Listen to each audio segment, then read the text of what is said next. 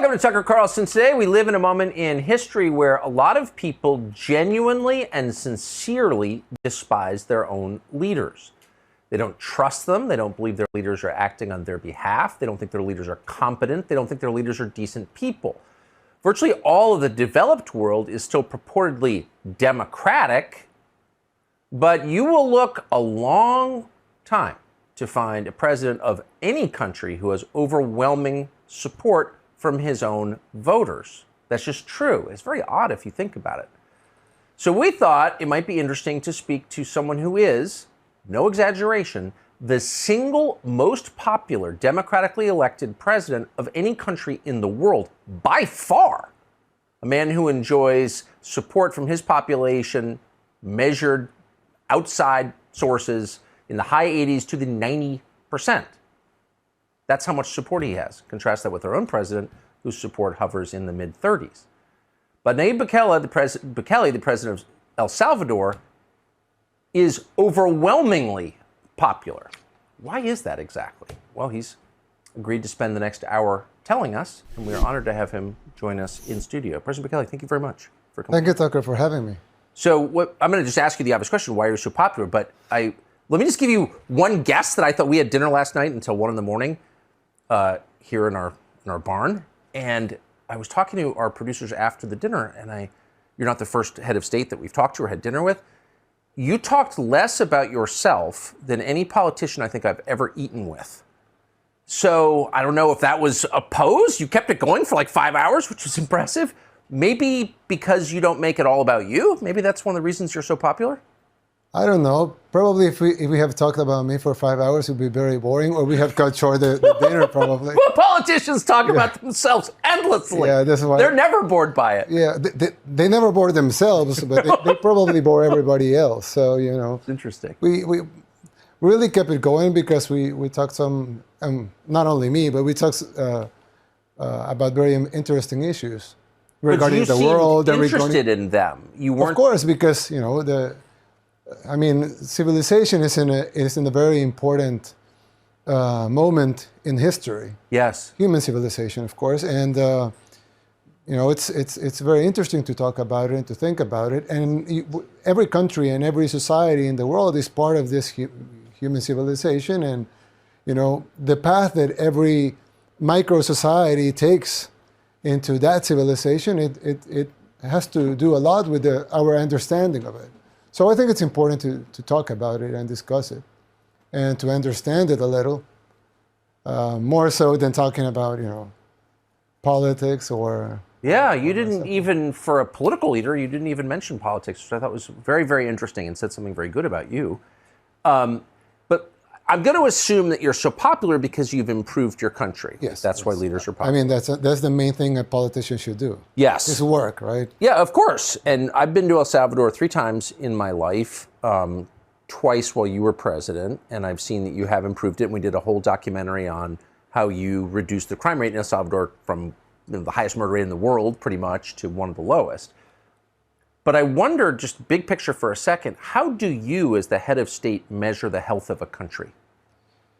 Well, I would think there's indicators that will measure the health of a country. The World Bank and IMF and the UN and international organizations will measure the health of a country based on, you know, GDP or economic output, or they will use this types of measurements that are, you know, they're totally fake because they don't really measure if a country is doing good or is doing bad. Yes. They're fake. Yeah, they're fake. Yeah. How is GDP fake? Oh well, if we're two guys here, and I say, "Hey, Tucker, I'll pay you $1,000 if you drink this glass of water," right? And you say, "Okay, sure," and you drink it. I pay you $1,000, and then you say, "Hey, I'll pay you $1,000 if you drink my glass of water." So I drink your glass of water, and you pay me $1,000. So basically, nobody's any richer. I just got the same $1,000 I gave you in the first place, so we just drank 2 glasses of water. But according to GDP, you just increased GDP by $2,000 and you created 2 jobs. Right? So So you just, and really, if you report that to the IRS, you just created two jobs, two $1,000 jobs of drinking water people, and we increased economic output by $2,000 by creating a service that's drinking your water service in twice. So, and that established with a value of $1,000 because the market value is $1,000. Since I paid $1,000 for it, and you pay me $1,000 for it. So, of course, this is it's an exaggeration, although it would be measured like that if you report it to the IRS. But it just portrays how these indicators don't really measure the health of a society, and common sense issues that you would think it would measure the health of a society, they don't measure them anymore, or they do measure them, but they don't. It's not in the top column. It's just just like an extra factor. But it doesn't really make any sense, because what really people want is to be good, to be with their family, to be safe, and those things aren't measured anymore. So you would think that that those indicators would be of great value, and they have some value, but they're mostly fake, and they don't really represent the health of a society. So I think that's very wise, and also there's quite a bit of pressure on heads of state to play along with fake measurements, correct? Yes, There's lots of international. we have to play along with them, too. Of course, but everybody does. But as someone who runs a country, how do you personally measure the health of your own country?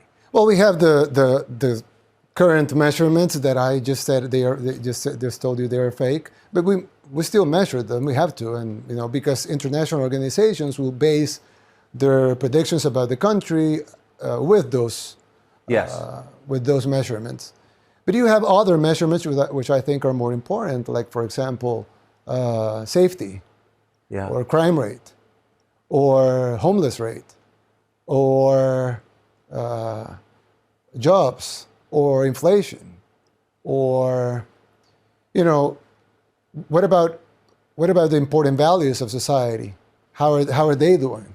Yes. For example, right now, the whole world economic system is trying to destroy some of the values that are more important to human beings, and not only to human beings morally, but financially. For example, savings. Savings will be a very important economic measurement, right? I mean, it's very important. Supposedly, it's very important for people to save money, right? If you earn $10,000, you should spend $8,000 and save $2,000. Yes. Instead of the opposite, right? Spend $12,000 and $2,000. But right now, the concept of savings has been destroyed, because it doesn't make any sense to save money anymore. Because if you save money, let's say if you're in the 80s and you saved $50,000, which you could buy a house with at that time, and right now with $50,000 you can maybe change the floor. Yeah. So if you saved $50,000, then you have been robbed of 90% of your money now, because you could probably buy a house in the 80s that was maybe worth $600,000, $700,000 right now. So you were robbed of your money, and by the system, with devaluation, with inflation, yes, with printing more money, with no, they say the Federal Reserve is nothing federal and has no reserves, right? So they do print more money, and they rob you from your wealth and from your savings, and that's immoral. But it's not only immoral, but it also destroys some basic economic principles, like, for example, saving, or your pension. I would guess you're very fluent in the American dream. Yes. You work hard. You can buy a home, send your kids to college, and have a good retirement. But now, if you save for retirement and you saved all your life, maybe for 40 years working, now you come into age and say, well, now my savings are not enough to sustain me, and that's because you were robbed. So, and you were legally robbed. So then those types of measurements, which are not only not measured anymore, but are also being destroyed, the fundamentals of them. So it's hard to to try to fix a society where the system itself is trying to destroy the basic fundamentals that make a society successful. And you would guess what's the purpose on it. I really don't know, but I don't have any proof of their intent, but I mean, it's very clear, and there's proof of what they are doing. So, obviously, you're opposed to crime. Yes. You've been very tough on it. You lowered the crime rates in El Salvador. So no one's excusing crime. On the other hand, if I walk into a liquor store or a bodega and hold it up with a gun and steal $3,000, I go to jail, and I should. Yeah.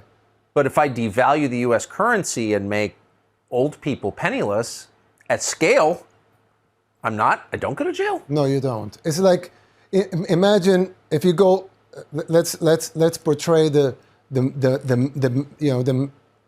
a movie example, like a bank robbery, right? These guys go into a bank, they go in with guns, they steal all the money in the bank, the whole vault. I mean, they open the vault, they get all the money within the vault, they take it, they don't leave a penny in the bank. So you will say, oh, this bank robbers, they robbed the bank, right? But you know, a bank, I mean, any bank will have, I don't know, let's say $500 billion, one bank, right? Yes. They can have $500 billion. In total assets. Yeah, total assets, $500 billion. Now, they are only required to keep $50 billion in assets, in liquidity. Yes. The rest can be, you know, in loans, real estate. They can have the other money invested, right? Yes. Mostly in loans to their clients. So the bank only has 10% liquidity, which is $50 billion. Now, out of those $50 billion, 90% of it, it's online. I mean, it's zeros in a screen. Yes. It's not really cash, right? Yes. Bills and coins.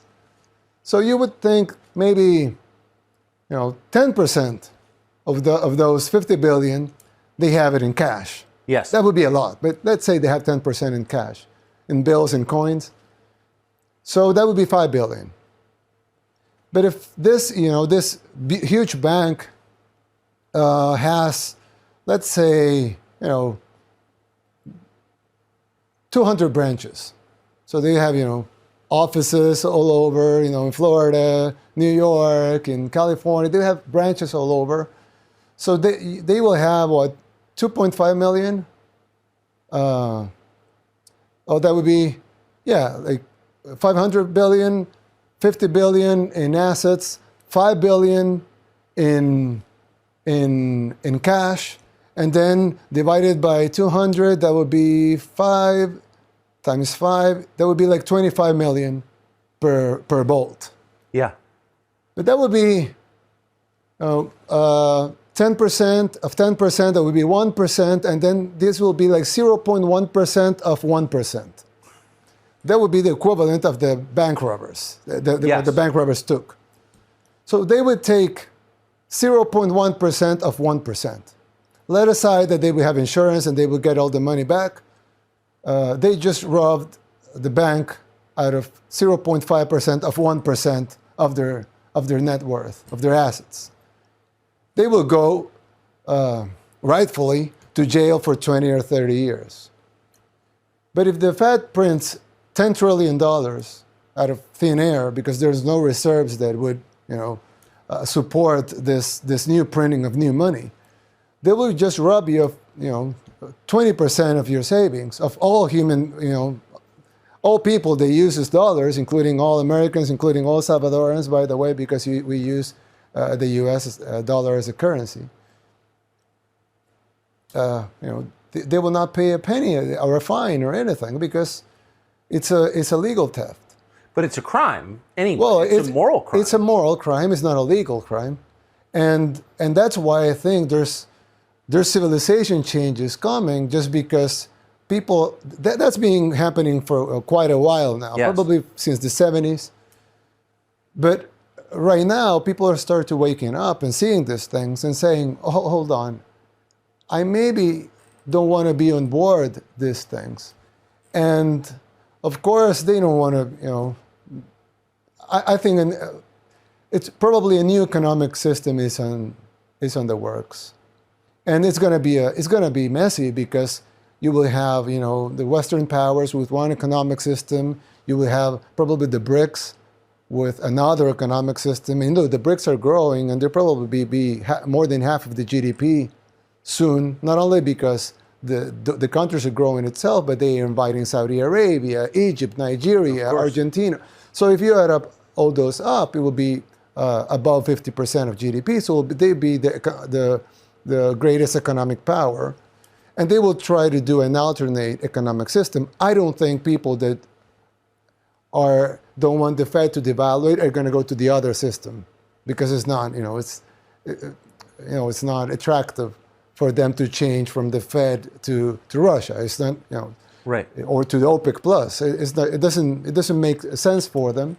But you will see more and more people in the West, or what we call the West, trying to go into alternative systems that are more independent, that are unconfiscable, that are uncensored, and that are totally decentralized. So if you go into there, you would think, in principle, of course, we have to see, but in principle, you would think that you'd be safe of having your wealth taken away by a political decision.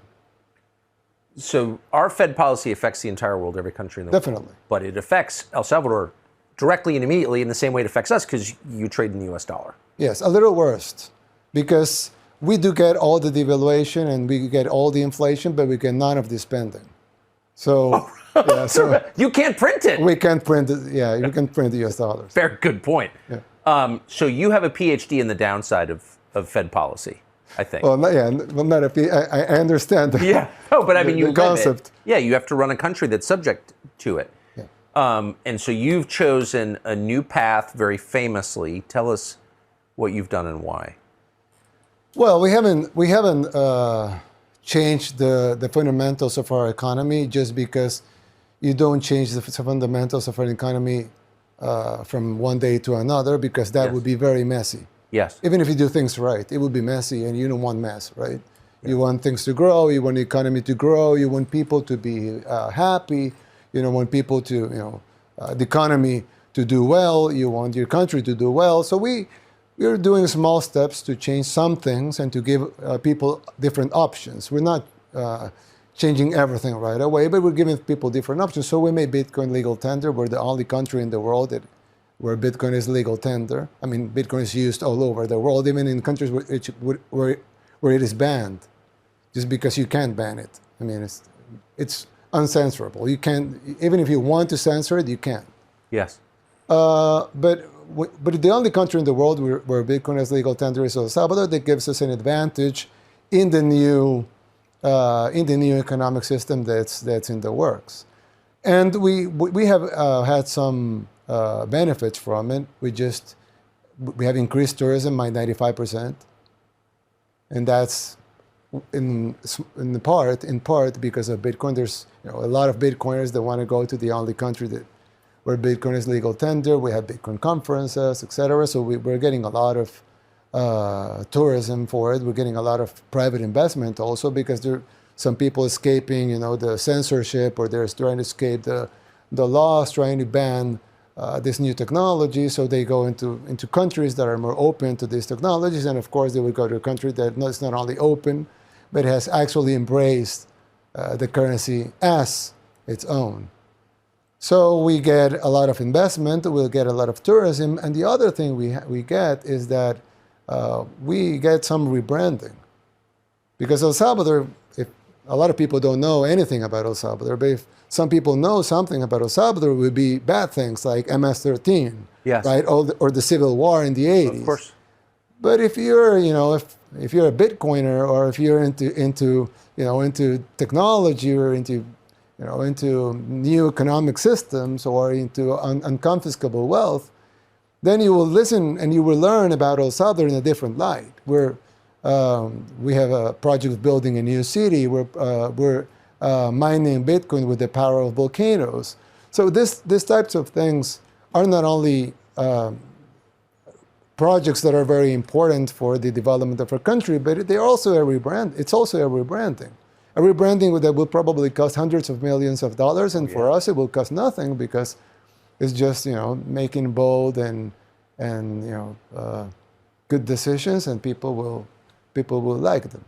So people will like them, but then our current economic system has a lot of stakeholders. Oh, they hate it. Yeah.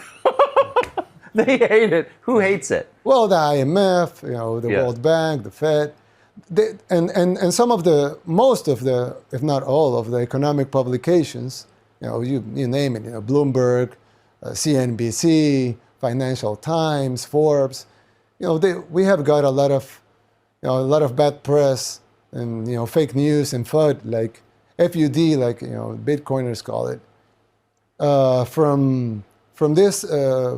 Financial publications. They will print lies. But there's something special about lies, is that they don't last long.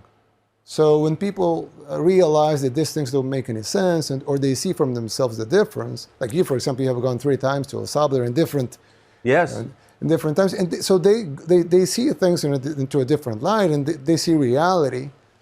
So reality always imposes itself over lies, just because it's real. So it's easier to uphold it, or it's easier to show it or to demonstrate it's true. So we're taking some heat, but if you look a little back, they didn't care about us before.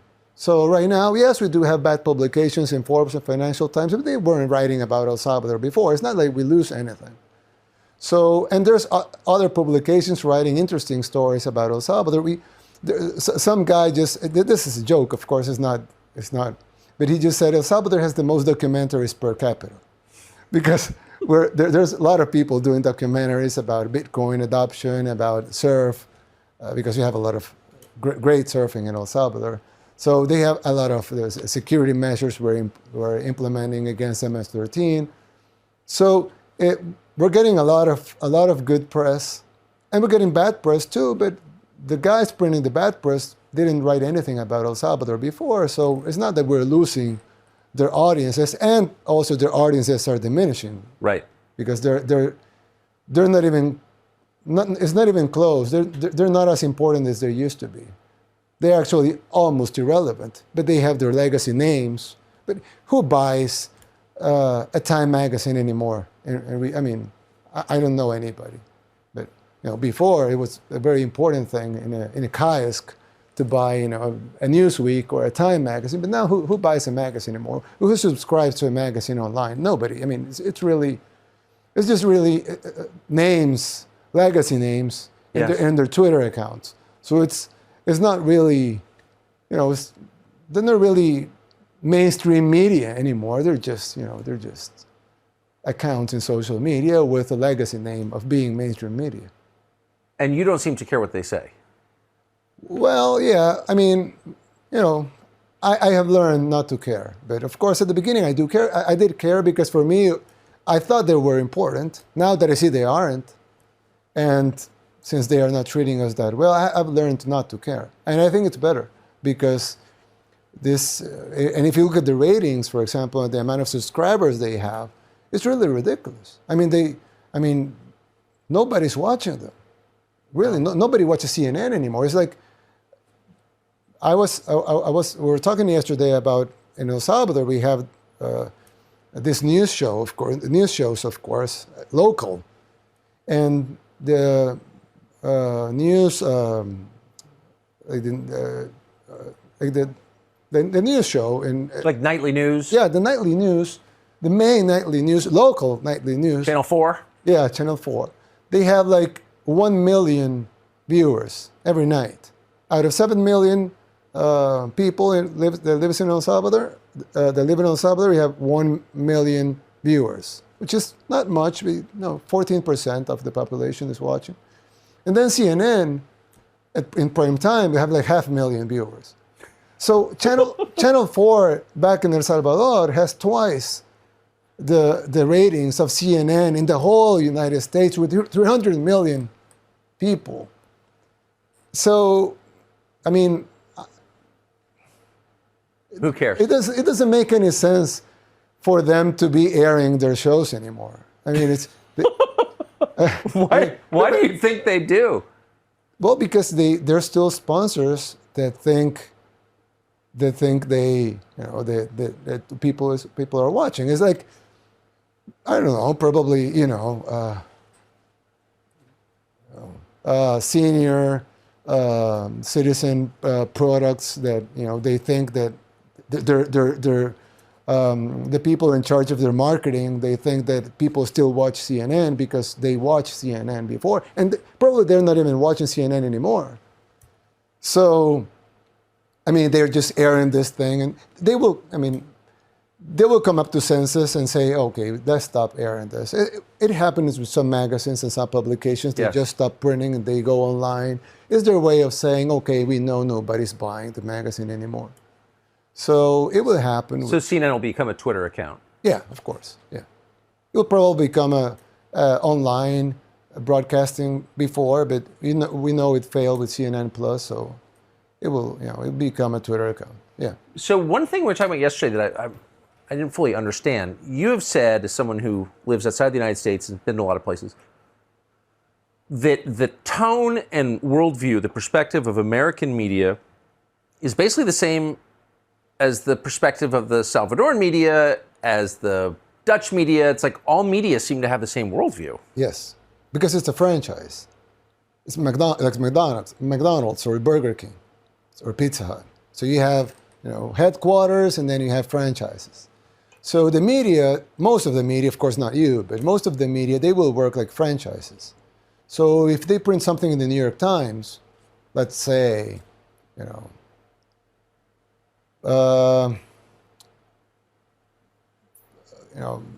something about the war in Ukraine. So they will print something in the New York Times, but it's the same thing you'll find in Mexico. It's the same thing you'll read in Brazil. It's the same thing you'll read in Argentina. It's the same thing you'll read in Africa, in any country in Africa, in Europe. It's the same thing. It's the same articles with some twitches, some different wording, different language, of course. But it's at the end, it's the same line, the same narrative, the same propaganda, because they are franchises. So they will work as franchises. They will be real independent media, like you, for example. But most of them, they're not independent. They they have to be and respect the narrative, or they will be ousted from the group, and that's death for them, because they survive it because they're in this worldwide franchise of the mainstream media, if we want to call it mainstream media. So that suggests that like economic measurements, it's all kind of fake. Well, most publications will always be propaganda. That's what always happens. Not now. Since the beginning of media, the concept of media, it's propaganda. That's the concept of it. Of course, like everything, you would have exceptions, but that's the concept. It's like the concept of pharmaceuticals is that you're sick, so they can cure you of your disease, right? If everybody is healthy, then there's no business in having a pharmaceutical company, right? Yeah. You need people to be sick. Yes. Right? That's the concept. Now, of course, there will be good pharmaceutical companies and good pharmacists. Of course, there's good people everywhere, there's bad people everywhere. But the whole concept, the notion of having, it's like, if you sell weapons, you need wars, right? Why would you sell tanks and missiles if you don't have wars where you can use tanks, right? You cannot use tanks to go and hunt deer, right? You have to use tanks to go to war. So you need wars so you can sell tanks. And so the concept of it is like that. So the concept of media is propaganda. That's the whole concept, to try to control the minds of most of the population with the narrative, with the official narrative. That's why you would see most of the media always goes with the same narrative and will try to outcast anybody that doesn't have the same narrative. Like they try to outcast you because you have the same narrative as That's true. As the mainstream media has. That's why they hate you, because you have a lot of audience and you shouldn't. People are watching you, but you shouldn't. They shouldn't be watching you. They should be watching the mainstream media propaganda. That's the concept. Yes. So it has been like that since the beginning. But the difference today is that people are more interested in what's really happening. And we have social media now. So once you have something that's portrayed wrongfully into in the BBC, for example, before people watching the BBC, they just watch it. But now they will tape it with their phones, they will upload it to social media and say, look at this is fake. And people will it will become viral. And even if then, so social media starts to take down the videos and try to ban what the videos say, because it's an infringement of their policy or whatever. They try to control. Still, they try to control it, but it's very hard because people are hyper-connected, and that has bad things, of course, but it has a good thing. And the good thing is that it's very hard to sell lies to an entire population that is so interconnected that they will spot lies right away. It's like if you say, oh, there's a protest right now in, I don't know, Nigeria. And people in Nigeria will say, no, I'm here and there's no protest here. It's very hard. Before it wouldn't be like that. No, how would you know? Yeah. People would just eat the propaganda. Now people will question the propaganda. They will ask if this is true, whether this is true or false. They will contrast it with other information. That's probably other propaganda. But then you have two different propagandas. You will contrast them and see the differences. So that's part of the demise of mainstream media, is that not only technology has been giving people with millions of other options, but also people are saying, why would I pay for a content that is not worthy of my buck? I mean, why would I subscribe to read the Washington Post, for example, if I know it's pure propaganda? Why would I do that? I mean, it doesn't make any sense into a consumer's point of view. Yes. So that's why I just think that all mainstream media, it's on demise, and they know it. That's why they're so. But I mean, what you're describing, though, is a technological reality that doesn't just undermine media, but government too. Definitely, yeah. Right. So how does this? I mean, it's a huge threat to government. I mean, I think most governments would rather let people have guns than free speech. Free speech is a real threat to them. Well, that's why they hate free speech. Yes. One of the things that is. One of the things that gets in the way of their plans and their, what they want to do with the world and with the U.S. in particular, is the U.S. Constitution. The U.S. Constitution is very well written, and you would think these guys that wrote it, they were very, very smart and forward-thinking. Yes. And when I say forward-thinking, it's not like we are talking about 5 years from now. Yeah. They were talking about 200 years, 250 years from when they wrote it. I mean, they're probably more than geniuses. And I'm talking. Yes. And the concept of strict free speech, even though, of course, the definition of free speech is that a lot of that speech, you're not going to like it. That's the whole definition of it, right? Right. But the problem is that now with social media and with hyperconnectivity and everybody having a voice, now they want to ban free speech because now they can't control the narrative like they did before. So now they want to ban free speech, and you have world leaders come up to stage in the UN or everywhere, and they would say, "Oh, to protect free speech, we must censor some free speech so we can protect the rest of the free speech." Yeah, I'm not making this up. I'm summarizing what they said. So you would think these Western leaders of democracies, they would be promoting free speech like they did 50 years ago, but they're not promoting it anymore. And you would have people, you would have presidents being banned from social media right here in the United States. I know. While they are sitting presidents. I mean, just imagine the concept of banning, even if you don't like what he's saying, that's the whole point. Doesn't matter, right? Doesn't matter. In fact, it matters. You must, the true test, if it's you will allow the free speech of someone you don't like, saying something you don't like. That's the whole, that's the proof, right?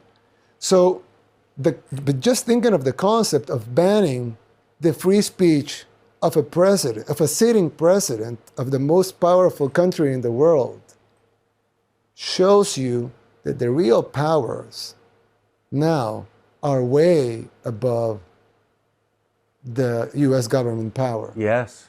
So the guy, he's not in charge anymore, but the guy that was in charge of the U.S. government wasn't able to speak because he was banned from all platforms and social media platforms, of course. And that happens while he was a sitting president. So that will tell you about how scared they are about free speech. They hate it. They hate free speech. They hate the Second Amendment, for example, because how can you control so heavily armed population, right? So I mean, the Constitution, it's the U.S. Constitution. It's between them and their plans, but they are acquiring a lot of power that it's supranational. So the U.S. Constitution, it's a national thing. So since their powers are supranational, let's say Facebook or Instagram or TikTok, their powers are supranational. They don't have to abide by the U.S. Constitution. They do whatever they want. So these are not the owners of the world. These are just just operators of some businesses. So this will give you like a hint of the size of the power that it's behind the things that you're seeing happening here in the U.S. or all over the world, things that don't make any sense for citizens, for families, for the country, for the well-being of human beings, for liberty, but for democracy, for free speech, for your real and basic human rights. But it makes a lot of sense for them. So it sounds like if the leaders of individual countries are making decisions that are not in the interest of those countries, they hurt the countries they lead, that maybe their greater interest is in something beyond their countries. Yes, definitely. Definitely, yeah. I don't see another rational explanation for that. Yeah, it's the only rational explanation. And that's why I tweeted one time that the USA is too powerful to be destroyed from the outside. Actually, geographically, nobody can invade the U.S., the United States. Nobody. I mean, even if huge armies will collude and want to attack the U.S., it's impossible. I mean, you have to cross all the ocean, all the Pacific Ocean and all the Atlantic Ocean just to get to the shore. I mean, it's impossible, right? And the U.S. has military bases, so it's impossible. So the only way the U.S. can fail, and this is not my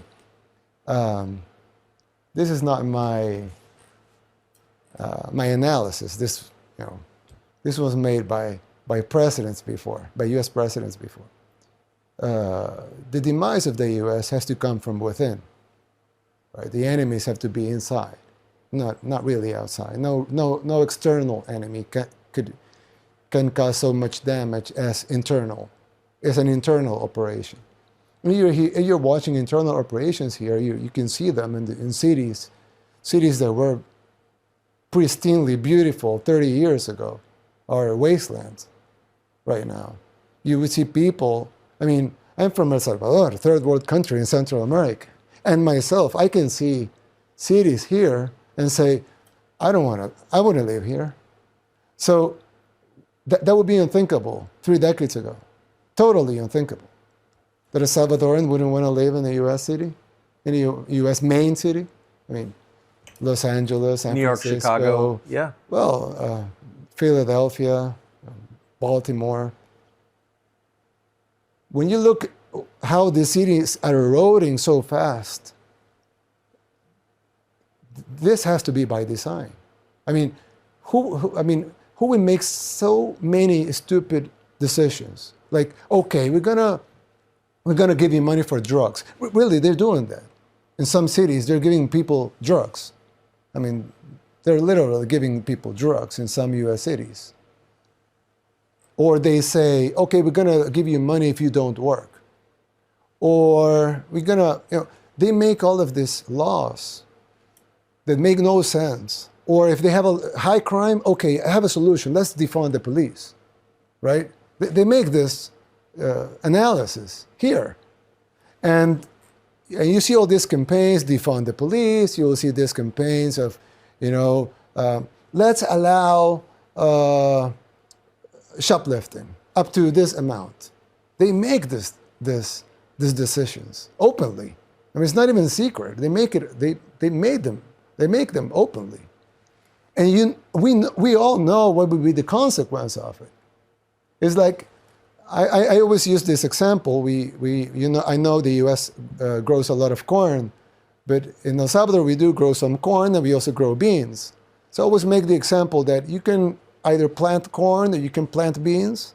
It's fine, but you cannot plant corn and expect beans to show up, or you cannot plant beans and expect corn to show up. So if you plant a defunding of the police, allow for shoplifting, give drugs to drug addicts, give money for people to stop work, what would be the consequence of it? You will destroy the society, you will destroy the city, you will destroy the economy. And it's not only a logical thing to think, it's already happening. And when they see more problems, they say, oh, so we need more of the same solutions that caused these problems in the first place. And they enact more of them. So they have more problems. And they enact more of the same solutions that cause those problems. They have more problems. So you would think these people, they can be so dumb. Of course they're not. They're smart. They're very smart people. So why are they doing these things? Because it's by design. It has to be by design. There's no other logical explanation. Certainly defund the police and giving drugs to drug addicts. I mean, you're trying to destroy things. Yeah. But there's no other explanation. But why? Because, I don't know why. I mean, there's some things I know because they're there, like what we just spoke about. And yes. It's not like, it's not private or secret information. Everybody that wants to know, he knows because it's there, it's public, it's, verifiable, people can look it up. So if you ask me why, that I don't know, because it's not public, it's not verifiable. You cannot just look it up. So I don't have an answer. I can make my guesses, but it would be an uneducated guess at best. So it's very hard to know why. Some of this stuff seems like it's the result of generational affluence. I'll guess that. I mean, people stay rich long enough, they get decadent. I think we see that in families, we see it in countries. Your country's gotten a lot more prosperous. I mean, your country had this horrible civil war. Yeah. Huge percentage of your population left and came here in other countries. And now people are coming back. So your country's getting richer. Are you worried that these kinds of problems, this sort of social chaos, will come with the fact you're getting richer? Well, no. I mean, yeah, I understand the concept of, hard times create strong people create good times create weak people create bad times. Yes. I understand the concept. I don't think it's that simple. I guess to make the question a little more precise, there are NGOs, international agencies, governments that push these policies on weaker countries. Yes, they are pushing it very hard. Right. Yeah. So how do you resist that? By publicly resisting it. I mean, publicly resist. Yes, I mean they will try to push their agendas in our country as well, like every other country. And since we are a small, relatively poor country, of course they can their money is worth more, so they can, they can hire people, they can. But there's some stronger forces. For example, common sense. Most people, most politicians will think of their people as, having no common sense, or they have to shove their agendas down their throats just because they're in power. But that doesn't really work, does it? Because like you said at the beginning, there's almost no world leader that has the approval of his people. No. So it's not really working.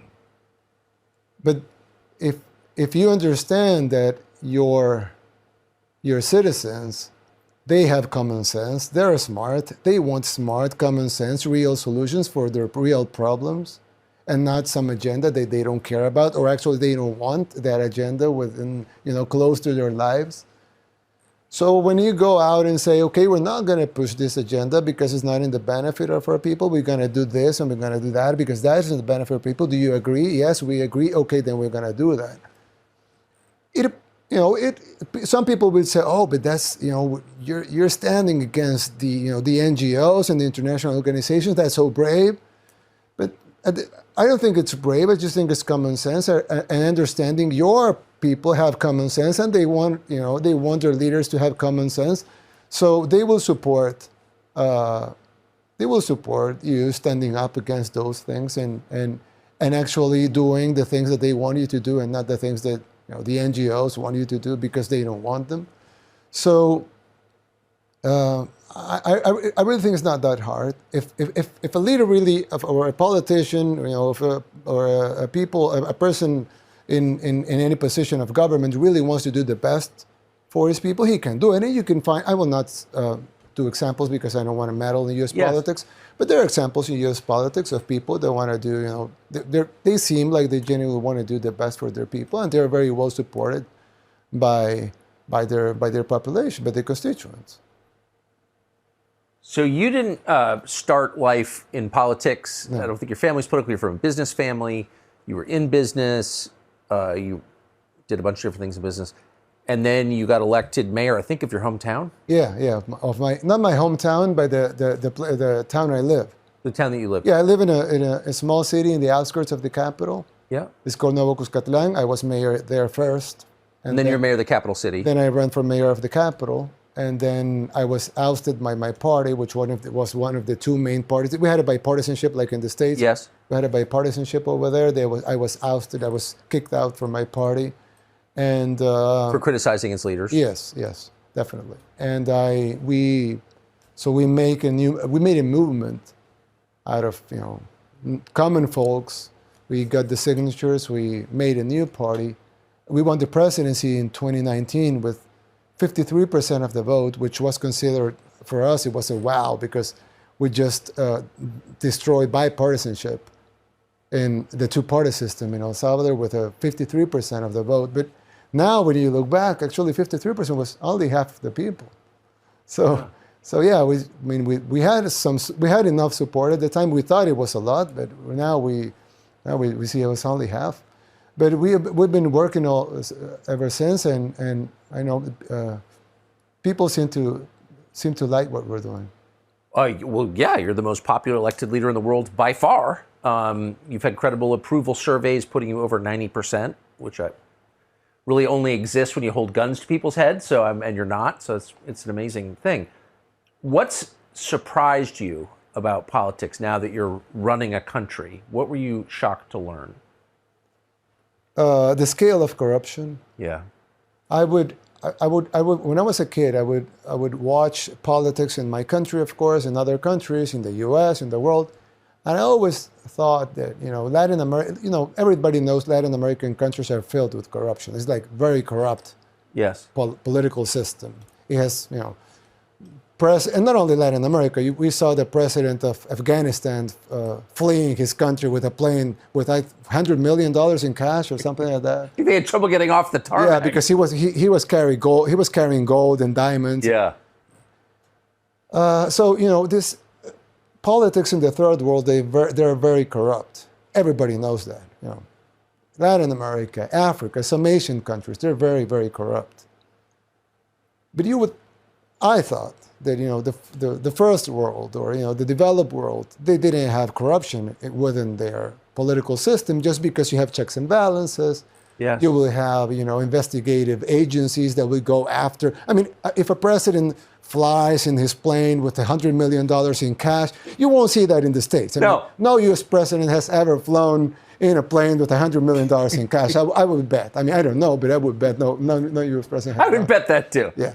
So because so I thought, I said, once these third world countries achieve that level of purity in their, that's what I thought when I was a kid, like very innocent and naive person.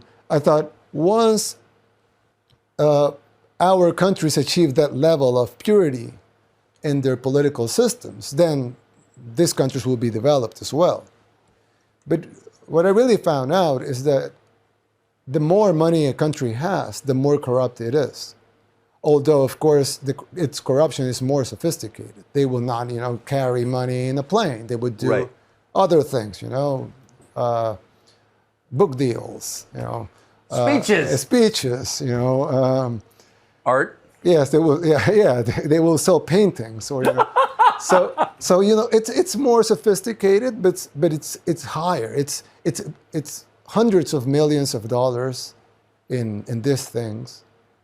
Probably billions, of course, billions of dollars in these things. So you would see that weapon deals, pharmaceutical deals. I mean, you would think this billion, not $1 billion, but this $1 billion contracts, right, for weapons, for pharmaceuticals, for mainstream media, for you name it, right? For everything, for nation building, for a lot of things, even mercenaries. I mean, this huge industries. They have two sides. There's the people in the private sector, and there's people in the in government. So the people in government must be getting their cut, and their cut should be huge. And we just mentioned a couple is what we can see, but of course there's the other that we can't see. And so once you learn that actually corruption is everywhere, it's not only in the third world countries, or not only in puppet presidents, but actually also in the puppeteers, and more so in the puppeteers. Of course, the puppet will get a smaller cut. That's why he takes the bags with the money, because it's his cut, right? Yeah. So he gets the smaller cut, then the other guy gets a bigger cut, then the bigger guy gets a bigger cut, then the biggest guy gets the biggest cut, right? So once you understand that most of the political system is corrupt, then you understand how you should behave in front of that corrupt system, knowing that, of course, you're not corrupt and you want to fight it, but you don't have the strength to fight it. But at least you can keep your people safe from it, and you can do the best you can from your work and try to stay safe. I think that's enough in Can you stay? I mean, I wonder about that. I mean, I agree with everything you just said, and I grew up thinking that problems like corruption or political assassination, these were all features of Mexico. Yeah. Right. I don't think that anymore. But the fact remains, you are out of step, not on the small things, on the big things, like monetary policy, what our economy should look like, and what democracy is. You're out of step with, some of the biggest players in the West. So does that make you concerned at all? Yes, it does. But, I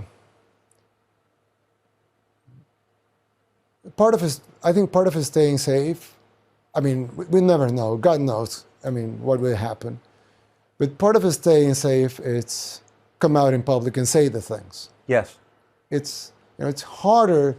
I mean, they have done it before with a lot more important people, so they can do it, of course. But they have many enemies, not one. They have a lot of people calling these things out. They have been censoring all of these people because it's easier to censor than just go and eliminate every person saying bad things about them. It's too hard. They cannot. So a part of staying safe, I think, is going public, being transparent, and being say the things that you know and you want to say, and that you think that they must be said. And I mean, they haven't done anything to you, and that's because you're saying the things you want to say, and it would be too expensive for them. It's cheaper for them to smear you, to say bad things about you, to have people think that you're a bad person, which you're not. But it's easier for them to do those things. Go and straight and eliminate you, that would be, too messy. And it will probably be against their own plans. So I really think one way to stay safe is being true to yourself and saying the things out loud, so people can, listen to them, make their own decisions about it, and know what you stand for. So it would be a little more expensive for them to eliminate all opposition in front. You have to kill a lot of people. Exactly. Last obvious question, but since we do have so many Salvadorans living in this country, how many Salvadorans live in the U.S., do you think? 2.5 million. 2.5 million. That's a lot. Yeah. And they, at least according to the polls, agree with you. Yes. Yeah. That's really interesting. Like, how did we miss that? How do we miss that all these, at least speaking for myself, I agree with you. So I didn't realize that we had millions of Salvadorans here, legally and illegally, who agree with you and me. Like, when did that happen? Well, I think, there are things that probably some Salvadorans won't agree with you or me. Yeah. But, there's fundamental human values that are universal. And there's a reason why they are universal. If you're a believer, you would say God. I would say God myself. If you're not a believer, you would say nature, the universe, the order of things. So there are things that are universal. And these concepts that are logical, universal, they have been like that for all of civilization. There's a huge, the system or the ones in power, they want to change that. They want to change these universal concepts that are very strong within everybody.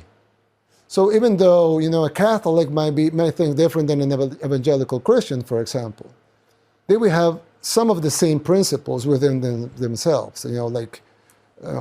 You pay your debts, you take care of your neighbor, you care for your family, you protect your family, you raise your kids.